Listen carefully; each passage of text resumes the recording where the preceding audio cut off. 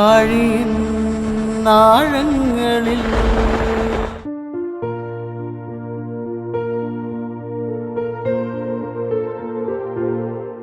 ശക്തമായ തിരകളോട് പൊരുതി ജീവിതം കരുപിടിപ്പിക്കുന്ന മത്സ്യത്തൊഴിലാളികളുടെ ജീവിത അനുഭവങ്ങളിലൂടെയുള്ള യാത്ര.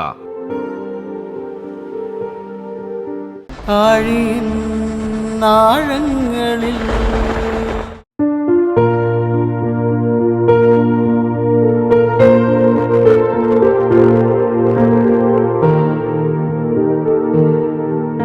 ഇത് കൊല്ലം ജില്ലയിലെ നീണ്ടകര സ്വദേശി ഇസഡോർ. വളരെ ചെറുപ്രായത്തിൽ തന്നെ മത്സ്യബന്ധനം തൊഴിലായി സ്വീകരിച്ച ഇദ്ദേഹത്തിന് നിരവധി അനുഭവങ്ങളാണ് കടലിൽ ഉണ്ടായിട്ടുള്ളത്. വിശ്വാസം മുറുകെ പിടിച്ചിട്ടുള്ള ജീവിതം നയിച്ചു വരുന്ന ഇസഡോർ മനസ്സു തുറക്കുകയാണ് ആഴിയിൻ ആഴങ്ങളിലൂടെ.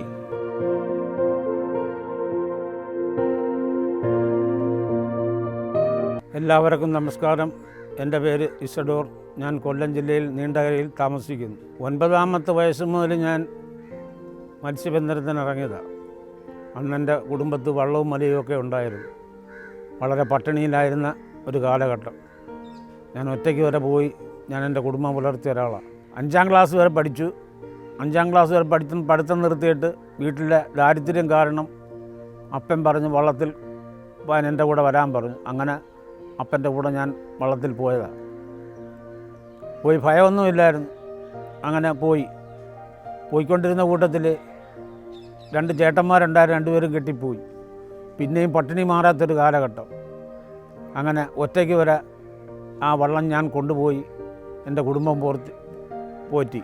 എന്നിട്ടും പട്ടിണി മാറാതിരുന്ന ഒരു കാലഘട്ടം വീണ്ടും തിരിച്ച് ഞാൻ ഈ നീണ്ടകര ശക്തികുളങ്ങരയ്ക്ക് വന്ന് ബോട്ടിൽ കടലിൽ പോയതിന് ശേഷമാണ് എൻ്റെ വീട്ടിലെ പട്ടിണി മാറിയത്. അങ്ങനെ ഞാൻ പട്ടിണി മാറിയ ഒരു ഓല വീടായിരുന്നു. ആ ഓല വീടൊക്കെ പൊളിച്ച് കളഞ്ഞതിന് ശേഷം ചെറിയൊരു വീട് വെച്ച് അനിയന്മാരുണ്ടായിരുന്നു. അവരെയൊക്കെ പ്രാപ്തരാക്കി തിരിച്ച് ഞാൻ കല്യാണം കെട്ടി നീണ്ടകര വന്നു. നീണ്ടകര വന്നിട്ട് എനിക്ക് 2 പെമ്മക്കളായിരുന്നു. ആ പെമ്മക്കളെയൊക്കെ കെട്ടിച്ച് ഈ ചെറിയൊരു വീടും വെച്ചു. ആ 9ാമത്തെ വയസ്സിൽ വള്ളത്തിൽ അപ്പം കടലിൽ കൊണ്ടുപോയി അങ്ങ് ഇച്ചിരി ദൂരെ പോയി. തുഴക്കുന്നതൊക്കെ വളരെ പാടായിരുന്നു. അപ്പം തുഴക്കുന്നതൊക്കെ വലിയ വശമില്ലാത്ത കാരണത്താൽ അപ്പം കാണിച്ചു തരികയും തുഴയ്ക്കുകയൊക്കെ ചെയ്ത് അങ്ങനെ വശമായി. പിന്നെ ഇവർ എന്നെക്കൊണ്ട് വല വിടിയിക്കത്തില്ലായിരുന്നു. വല വിട്ടാൽ നമ്മൾ കുരുങ്ങിപ്പോവും. അത് കാരണം അവർ തന്നെ വിട്ട് നമ്മൾ നോക്കിയിരിക്കുകയൊക്കെ ചെയ്യുമായിരുന്നു. നോക്കിയിരുന്ന് കുറച്ച് കാലം കഴിഞ്ഞപ്പോൾ അത് പിന്നെ വീണ്ടും വശമായി. വശത്തിൽ വന്നപ്പോൾ ഈ വള്ളത്തിൽ പോക്ക് ഇങ്ങനെ തുടർന്ന് പോയത്. ഒരു ദിവസം പടിഞ്ഞാട്ട് തുഴന്നങ്ങനെ കയറി ചെല്ലുമ്പോൾ ഒരു വലിയൊരു മീൻകൂട്ടം കണ്ടമാണ്. മീനക്കൂട്ടത്തിൽ കണ്ടപ്പോഴത്തേനും ഒരു നെമ്മീനിങ്ങനെ പാഞ്ഞു വന്ന് വീണു. വള്ളത്തിൻ്റെ അടുത്ത് വന്ന് വീണു. അപ്പം ഞാൻ പറഞ്ഞു ദൈവമേ, ഈ വള്ളത്തിനകത്ത് പാഞ്ഞു വീണെങ്കിൽ നമുക്ക് കിട്ടിയാനല്ലോ. എന്നിട്ട് അപ്പച്ചൻ എന്ത് ചെയ്തെന്നറിയാമോ? പങ്കായത്തിൻ്റെ ഈ മൂട് കൊണ്ടൊരു കുത്തു വെച്ചെന്ന് എനിക്ക്. ഞാൻ നടുക്കിരിക്കുകയായിരുന്നു. അങ്ങനെ പറയാൻ പാടില്ല. ആ മീൻ പാഞ്ഞു വന്ന് വള്ളത്തിൽ വീണാൽ വള്ളം പൊത്തുപോകും. വള്ളം പൊത്തുപോയാൽ പിന്നെ നമുക്ക് എങ്ങനെ രക്ഷപ്പെടാൻ പറ്റും? മേലിൽ അങ്ങനെ പറയരുതെന്ന് പറഞ്ഞു. അങ്ങനെ പിന്നെ പറഞ്ഞിട്ടില്ല. മീനെ കൂട്ടമായിട്ട് കാണുമ്പം മീനിങ്ങനെ നെമ്മീൻ പാഞ്ഞു വീഴും. നമ്മളെല്ലാം കൗതുകം കൊണ്ട് പാഞ്ഞു വീണെങ്കിൽ നമുക്ക് കിട്ടിയല്ലോ എന്ന് പറഞ്ഞു. അങ്ങനെ അന്ന് കരയെടുത്ത് ഒരു ദിവസം ഞങ്ങൾ അപ്പനും ചേട്ടനും ഞാനും കൂടെ കടലിൽ പോയി ഇത് കണക്ക് ഇത്രയും ചെറിയൊരു നെമ്മീൻ കിട്ടി വലയിൽ. വേറൊന്നും കിട്ടാൻ ഒരു മാർഗവുമില്ല. അപ്പോൾ വലയിൽ നിന്ന് ഇങ്ങനെ ഊരിയെടുത്തിട്ട് ഇങ്ങനെ എടുത്തൊരേറി വെച്ച് തന്നു. എൻ്റെ കാലിൽ വന്ന് കാലിൽ കൊരുത്ത് കിടന്നു. അത് പിന്നെ കര വന്ന് ഡോക്ടറെ കൊണ്ട് കാണിച്ച് 2 തയ്യലിട്ട് കുറച്ച് നാളിങ്ങനെ കെട്ടി വെച്ചുകൊണ്ട് കിടന്നു. കടലിൽ പാനത്തില്ല. അങ്ങനെയൊക്കെ ഒരുപാട് ത്യാഗങ്ങൾ പെട്ടൊരു കാലഘട്ടം. ഇന്ന് അവിടെ നിന്ന് ഇങ്ങോട്ട് തിരിച്ച് ബോട്ടിൽ വരാനായിട്ട് വന്നു. ഒരാൾ വിളിച്ച് അങ്ങനെ ബോട്ടിൽ പോകുന്ന ഭയങ്കര ഭയമായിരുന്നു. എന്തെങ്കിലും റോപ്പ് കയറി ചുറ്റിപ്പോയാൽ ആൾ വെള്ളത്തിൽ പോകുന്നവരൊക്കെ പലരും പറഞ്ഞു. എന്താ ഭയം കാരണം ദൂരെ മാറിയൊക്കെ നിന്നു. വേണ്ട, ഭയക്കണ്ട, അടുത്ത് വരാൻ പറഞ്ഞു. അടുത്ത് വന്നെല്ലാം കാണിച്ചു തരികയും അതുപോലെയൊക്കെ ചെയ്യുകയും ചെയ്തു. പിന്നെ അങ്ങനെയൊക്കെ ചെയ്തു വന്നപ്പോൾ പിന്നെ സ്രാങ്കായി. ബോട്ട് കൊണ്ടുപോകാനായിട്ട് തൻ്റെ ഇടവായി സ്രാങ്കായി. അങ്ങനെ ബോട്ട് പോയി.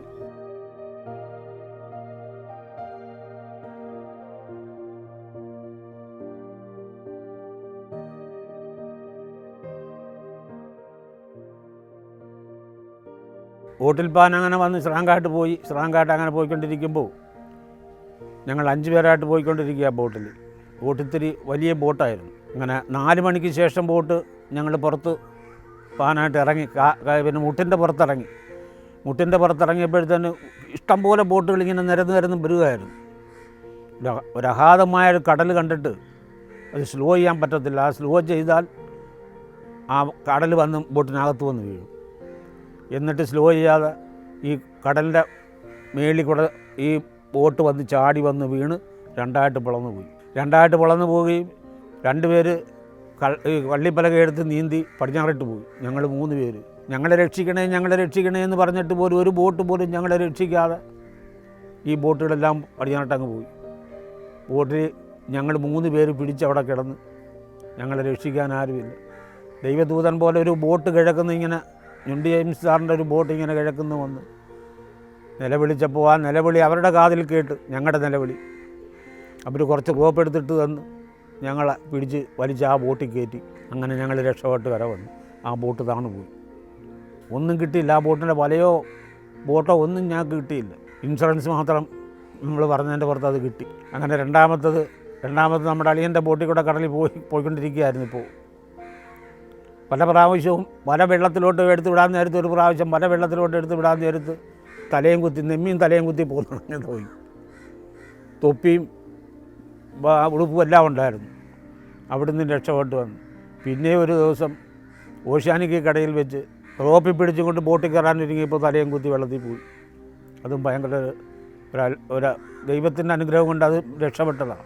താണം ബോട്ടിൻ്റെ പേര് വിന്നിമൂൾ ബോട്ടെന്നായിരുന്നു. ഈ അതിഭയങ്കരമായ തിരമാല കണ്ട് ഭയന്ന് ഞാൻ ഈ സ്റ്റീറിങ്ങിൽ പിടിച്ചും കൊണ്ട് യേശുവേന്നും പറഞ്ഞ് ഞാൻ അതിഭയങ്കരമായിട്ട് നിലവിളിച്ചപ്പോൾ എൻ്റെ നിലവിളി യേശുവിൻ്റെ കാതിലെത്തി എന്നുള്ള സ്പഷ്ടമായിട്ടുള്ള ആ ഒരു ബോധ്യം എന്നിൽ എപ്പോഴും ഉണ്ട്. പിന്നെ ഈ കടൽ കൂടി ഈ ബോട്ട് താണതിന് ശേഷം ഒരു തിരമാല പോലും അവിടെ വന്നില്ല.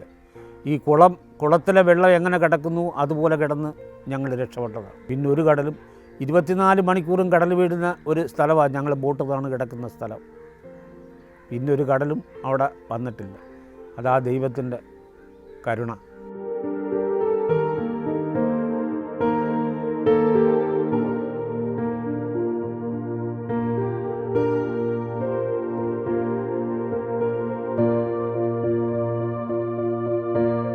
ദൈവം യേശുവേ എന്ന് വിളിച്ചപ്പോൾ യേശുവിൻ്റെ കാതുകളിൽ ആ വിളി കേട്ട് നമ്മുടെ സ്വരം ദൈവം കേട്ട് നമ്മളെ രക്ഷപ്പെടുത്തുകയും ചെയ്തു. ഇപ്പോഴും എനിക്ക് ആ ഓർമ്മ എൻ്റെ മനസ്സിൽ തങ്ങി നിൽക്കുക.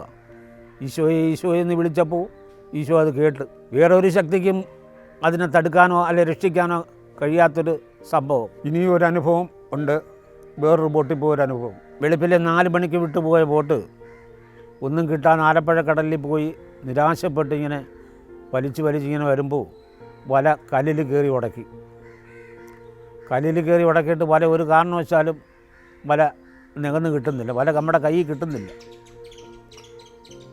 റിവേഴ്സിട്ട് മുമ്പോട്ട് കൊള്ളിച്ചൊക്കെ എടുത്ത് എന്തായാലും വലിച്ചു പൊട്ടിച്ചൊക്കെ എടുത്ത് എണ്ണക്കാശ് പോലും ഇല്ല. വളരെ നിരാശപ്പെട്ട് ഈ പെട്ടിയുടെ പുറത്ത് കയറിയിരിക്കുക.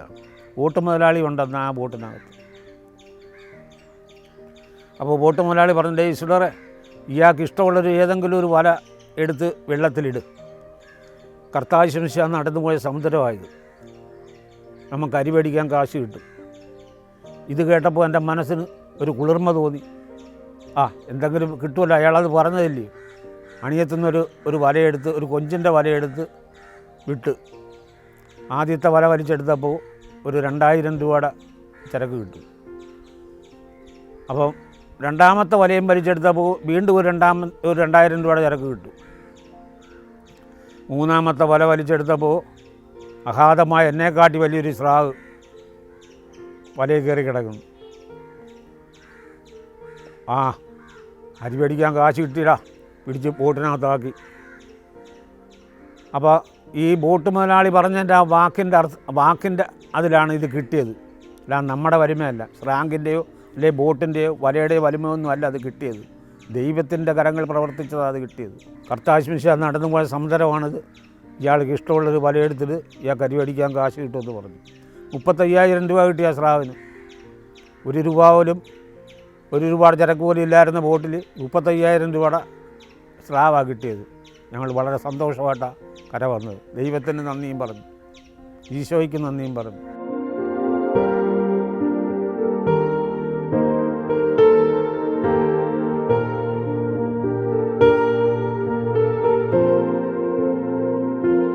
മരത്തടിയിൽ ജ്യേഷ്ഠനും കുടുംബ വള്ളത്തിലുമായിട്ട് കടലിൽ പോയൊരു കാലഘട്ടം. എനിക്കൊരു 10, 17, 18 വയസ്സേ വരത്തുള്ളൂ.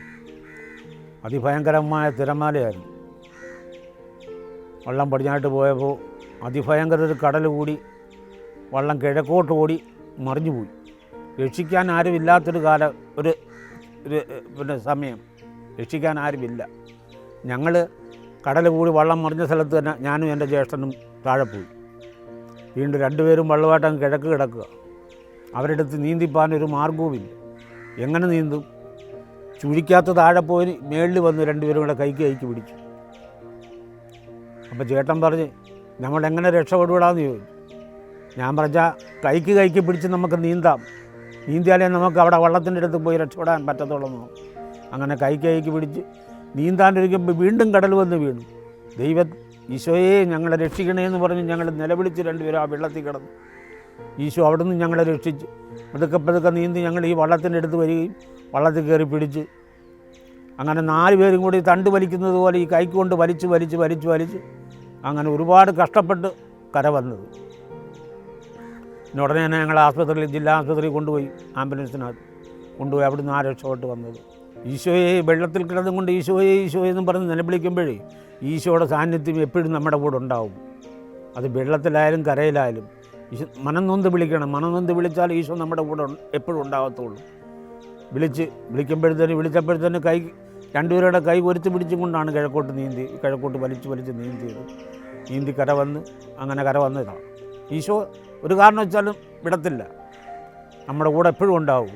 ബോട്ട് കരയായിട്ട് ഓടി വരുമ്പോഴേ 2 ബോട്ട് താണു കിടപ്പുണ്ട്. ഈ 2 ബോട്ടിൽ നിന്നും ഒരു മനുഷ്യരും ഈ ആളുകളെ എടുക്കുകയോ ഈ ബോട്ടിനെ രക്ഷിക്കാൻ പറ്റത്തില്ല. ആളിനെടുക്കാൻ ആരും തുനിയുന്നില്ല. അങ്ങനെ ബോട്ട് ഓടിക്കൊണ്ട് വന്ന് പിന്നെ പടിഞ്ഞാട്ട് നിർത്തി. ഞാൻ റോപ്പ് എടുത്ത് വളച്ച്, കൂടെ ഉണ്ടായിരുന്നവരടുത്ത് ഞാൻ പറഞ്ഞു റോപ്പ് വളച്ച് ഫ്ലോട്ട് കെട്ടി വെച്ചിരുന്നത്. ഫ്ലോട്ട് കെട്ടി എടുത്തെറിയിടാമെന്ന് പറഞ്ഞു. എടുത്തെറിഞ്ഞപ്പോൾ ആ 2 പേരുടെ അടുത്ത് ചെന്ന് വീണ് ആ റോപ്പും ഫ്ലോട്ടും. ആ റോപ്പിൽ പിടിച്ച് ആ 2 പേരെയും വലിച്ചു കയറ്റി ബോട്ട് കര വന്നു. അതല്ലെങ്കിൽ അവർ 2 പേരും മരണപ്പെട്ടു പോയനമായിരുന്നു. ബോട്ടോടി വരുമ്പോഴേ നമ്മൾ ഈ ക്രമാതീതമായിട്ട് കടലുണ്ടെങ്കിൽ നമ്മുടെ ശരീരം വിറച്ചേ വരത്തുള്ളൂ. ഒരു മനുഷ്യനെയും രക്ഷിക്കാൻ പറ്റുന്ന ഒരു സമയമല്ലത്. അതുകൊണ്ടാണ് ഈ കൂടെ വരുന്ന ബോട്ടുകൾ ഓടി ഈ കരയിട്ട് രക്ഷപ്പെട്ട് ഓടിപ്പോകുന്നത്. ദൈവമേ ഈശോയെ എന്നെ രക്ഷിക്കണേ, എൻ്റെ കൈകൾക്ക് ബലം തരണമേ, എനിക്ക് സമാധാനം തരണമേ, ആ കിടക്കുന്ന സഹോദരങ്ങളെ രക്ഷിക്കാൻ വേണ്ട സഹായം എനിക്ക് തരണേന്നും പറഞ്ഞ് നമ്മുടെ മനസ്സിനകത്ത് നമ്മൾ പ്രാർത്ഥിക്കും. ആ പ്രാർത്ഥിച്ചതിൻ്റെ അടിസ്ഥാനത്തിലാണ് അവരെ എടുത്ത് രക്ഷപ്പെട്ട് കര കൊണ്ടുവരാനുള്ള സാഹചര്യം ദൈവം ഒരുക്കി തന്നത്. ചെറുപ്പത്തിൽ അങ്ങനെ വിശ്വാസക്കുറവ് ഉണ്ടായിരുന്നു. കുടുംബ പ്രാർത്ഥനയൊന്നുമില്ലാതൊരു കാലഘട്ടം അന്നുണ്ടായിരുന്നു. വിവാഹം കഴിച്ച് വീട്ടിൽ കുടുംബ പ്രാർത്ഥനയില്ല. അത് വളരെ ചുരുക്കം ഉള്ള ദിവസങ്ങളിലെ കുടുംബ പ്രാർത്ഥനയുള്ളൂ. അത് കഴിഞ്ഞ് കല്യാണം കഴിഞ്ഞതിന് ശേഷമാണ് ഈ വിവാഹം. എൻ്റെ മൂത്ത മോളാത് കല്യാണം കഴിഞ്ഞതിന് ശേഷമാണ് ഈ കുടുംബ പ്രാർത്ഥനയും ദൈവവിളിയും കൂടുതലായിട്ട് എന്നിലുണ്ടായത്. അതുകൊണ്ട് ഒരുപാട് നേട്ടങ്ങൾ എനിക്കുണ്ട്, ഒരുപാട് നേട്ടങ്ങളുണ്ട്. എനിക്ക് 2 പെൺമക്കളായിരുന്നു. എൻ്റെ പ്രാർത്ഥന കൊണ്ട് ഞാൻ രോഗിയാണ്, ഇപ്പോഴും അന്നും രോഗിയാണ്. ജനിച്ച നാൾ മുതൽ ഞാൻ രോഗിയാണ്. ഹിരണ്യയുടെ രോഗം മുതലിങ്ങോട്ട് ശിരസ് മുതൽ പാദം വരെ കീറി വെച്ചിരിക്കുന്ന ഒരാളാണ് ഞാൻ. അപ്പോൾ ദൈവത്തിനെ ഒരിക്കലും മറക്കാൻ പറ്റാത്ത ഒരാളാണ് ഞാൻ. ഇപ്പോഴും അതിശക്തമായിട്ടാണ് ഞാൻ ദൈവത്തിനെ വിളിക്കുന്നത്. ദൈവം എന്നെ എപ്പോഴും കാത്തു പരിപാലിക്കും. ആത്മീയ കാര്യങ്ങളിൽ എൻ്റെ മക്കളുടെ വിവാഹം കഴിച്ച് എനിക്കൊരു ചെറിയൊരു ഭവനം ദൈവം ഒരുക്കി തന്നു. എൻ്റെ ഈ രോഗങ്ങൾക്കെല്ലാം ഈ മാറ്റങ്ങളുണ്ടായി, സമാധാനമുണ്ട്. മറ്റെല്ലാ കാര്യത്തിനും ദൈവത്തിൻ്റെ കൂടെ നിന്നപ്പോഴേ എനിക്കെല്ലാ കാര്യങ്ങളും സ്പഷ്ടമായിട്ട് എനിക്ക് തരുന്നുണ്ട്. ഒരു കാരണവശാലും എനിക്ക് ഒരു കുറവുമില്ല എന്നെനിക്ക് പറയാനുള്ളൂ. ബോട്ട് 4 മണിക്കാണ് ഞങ്ങൾ ബോട്ട് പോകുന്നത്. ബോട്ട് കരയിൽ നിന്ന് കെട്ടഴിച്ച് വിടുമ്പോൾ ജപമാല എടുത്ത് പ്രാർത്ഥിക്കാൻ തുടങ്ങും. അപ്പോൾ ബോട്ട് കെട്ടഴിച്ച് കരയിൽ നിന്ന് വിട്ടാൽ ജപമാല ചൊല്ലിക്കൊണ്ടേ ഇരിക്കത്തേ ഉള്ളൂ. ബോട്ട് വല വിടാൻ സമയമാകുമ്പോഴത്തേന് സ്രാങ്ക് പറയും, സ്രാങ്ക് ഹോണടിക്കും. അപ്പോൾ ജപമാല പോക്കലിട്ടുകൊണ്ട് എന്ന് വല കൂടണ്ട് കെട്ടുന്നത് പോലും ഒരു ജപം ചൊല്ലിയ കൂടണ്ട് കെട്ടുന്നത്, ഈശോയുടെ ഒരു ജപം ചൊല്ലിയ കൂടണ്ട് കെട്ടുന്നത്. ആ ജപം ചൊല്ലി കൂടണ്ട് കെട്ടി വിട്ടാൽ കണിശമായിട്ടും അതിനകത്ത് ഒരു 4000-5000 രൂപയുടെ വകയില്ലാതെ വല മേലോട്ട് വലിക്കണ്ട.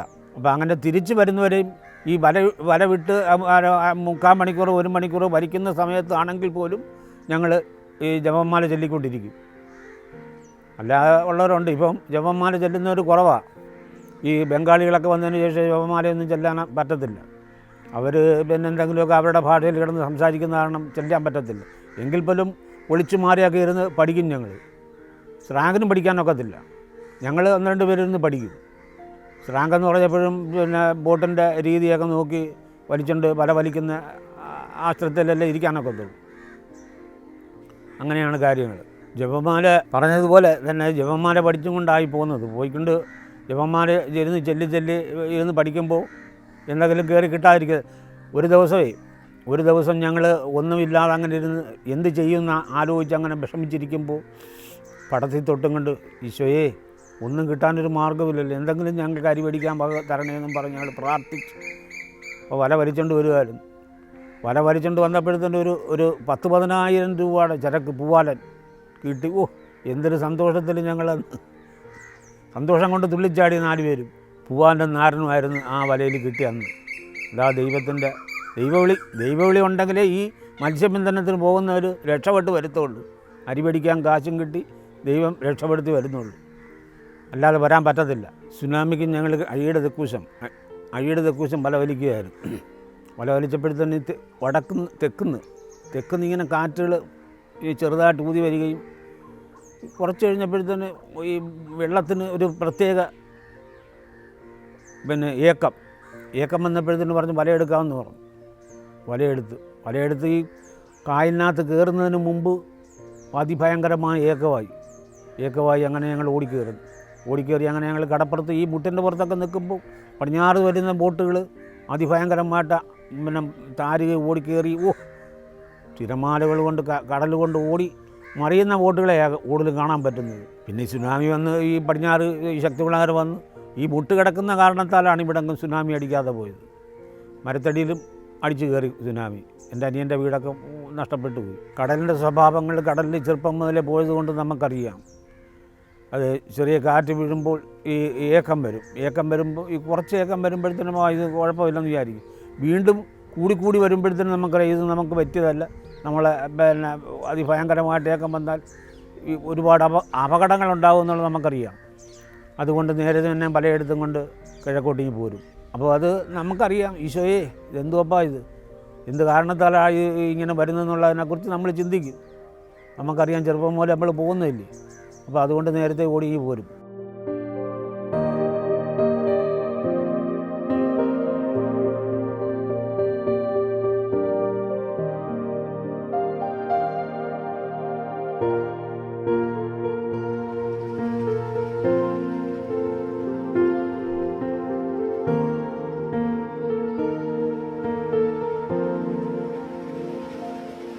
കര വന്ന് ഈ അതിഭയങ്കരമായ ഏക്കം കൂടുകയും ബോട്ട് അതിഭയങ്കരമായിട്ട് വലയുക.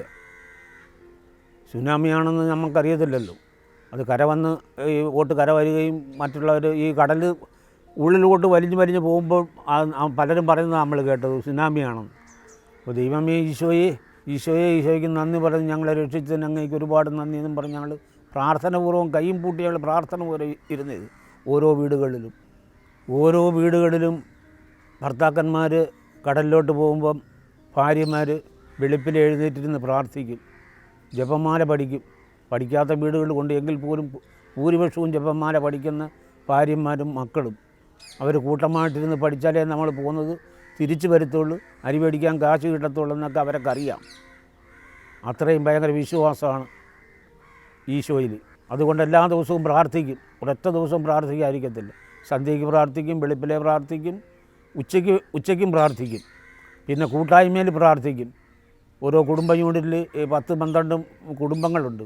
ആ കുടുംബങ്ങൾ ചേർന്ന് ഞായറാഴ്ച ദിവസങ്ങളിൽ വൈകിട്ട് പ്രാർത്ഥിക്കും. അങ്ങനെയൊക്കെയുള്ള പ്രാർത്ഥന ഉണ്ട്. 9ാം ക്ലാസ് മുതൽ ഒമ്പതാമത്തെ വയസ്സിൽ പഠിച്ചു. 9ാമത്തെ വയസ്സ് മുതൽ കടലിൽ പോയി. ഇപ്പോൾ 70 വയസ്സായി. അന്ന് മുതൽ ഇന്നത് വരെയും ഈശോ നടന്നു പോയ സമുദ്രത്തിൽ ജോലി ചെയ്ത് ഇപ്പോൾ വയസ്സ് 70 ഈശോയെ വന്ന അസുഖങ്ങൾക്കെല്ലാം ആ രോഗസൗഖ്യം തരികയും എന്നിലുള്ള എല്ലാ സമ്പത്തും അവിടുന്ന് നിന്നാണെന്ന് നന്ദി പറഞ്ഞതുകൊണ്ട് ഈശോയ്ക്ക് നന്ദി പറയുന്നു. ഈശോയെ കരുണയായിരിക്കണമേ.